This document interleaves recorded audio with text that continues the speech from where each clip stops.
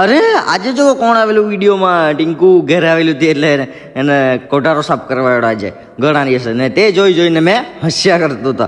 પછી આને સાવણ ભરી ગયો ને મેં લાખવા નીકળી ગયો. લાખી લઉં ફટાફટ બીજા બહુ કામ સાજે રવિવાર છે કે નહીં પાછો એટલે પછી આપણે કાલુ બ્લોગર આવેલું તો મેં કીધું ચાલ તો મેં કહું આપણે દૂધ ભરી આવ્યા ડેરીમાં. આપણા કાલુ બ્લોગર આઠે ડેરીમાં નીકળી ગયા દૂધ ભરવા સારું. અને પછી અમે આવી ગયેલો ડેરી હે જો આ ભાઈ ભંગરવાળો ફર્યા કરતો સવારે જ. પછી આવી ગયેલો ડેરીમાં યાર દૂધ ભરી દીધું. ભરીને પછી મેં આવી ગયેલો આપણે જુવારું પેલી ત્યાં વિડીયો શૂટ કરવાનો પણ સાલું વોઇસ ઓવર થયું ને એટલે રહેવા લીધું કંટાળી ગયો.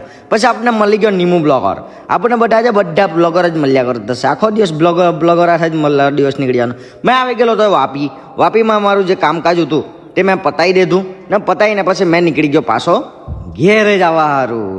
ઘેર આવીને ભોલાને પાણી પીવડાવી લીધું. ભાઈ ચાલ તું પી લે પાણી ને મેં મારા બીજા કામ કરી નાખું એમ. ને પછી મેં ડબ્બો ખોલીને જોતો આટલા ઘણા ઈંડા ચાલ તો એક મરઘી હેવાણ છે તો તેને બેહાડી જ આપો એમ કરી દે.